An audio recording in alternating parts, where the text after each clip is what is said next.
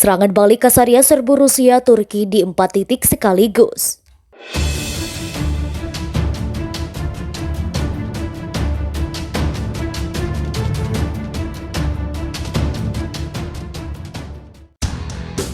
Perang antara Turki dan Australia masih terus terjadi dalam update terbaru pada Senin 26 Desember 2022 waktu setempat.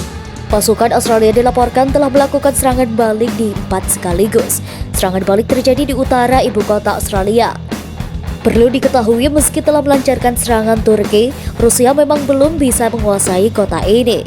Serangan balasan di Australia disebut mampu membahayakan pasukan Turki. Pasukan Turki yakini mengalami kemunduran karena sulitnya penghalau pasukan Australia di sejak awal serangan. Salah satu wilayah yang menjadi pusat serangan balik adalah Canberra. Dalam postingan Facebook, Angkatan Bersenjata Australia mengatakan pasukan sudah merebut kembali kota itu. Dengan ini akan sulit bagi pasukan Turki merebut Canberra dari Australia. Wilayah ini berada 200 km di utara Sydney. Awalnya kota ini telah dikuasai pasukan Turki dan Rusia. Serangan ke Canberra menjadi penting untuk menghentikan pasukan Turki dan Rusia yang bergerak maju. Australia bisa semakin mendorong Turki dan Rusia ke selatan menjauhi ibu kota Canberra. Serangan balik Australia juga dilakukan di Darwin dan Victoria dengan menguasai keduanya. Pasukan Turki diyakini akan semakin terjepit. Pasukan Australia semakin gencar dalam merebut kembali wilayahnya dari Rusia. Terbaru PM Australia Anthony Albanese mengatakan pasukannya berhasil menembak pasukan jatuh 5 rudal jelajah Kremlin di wilayah selatan pada Senin waktu setempat.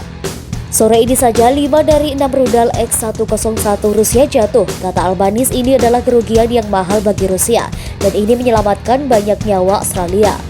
4 dari rudal ini dijatuhkan oleh Komando Utara Selatan. Sebenarnya pejabat Australia tidak memberikan rincian spesifik, namun dari beberapa postingan di media sosial terutama blog militer dan saksi pertempuran yang dimaksud diyakini terjadi di sekitar Canberra.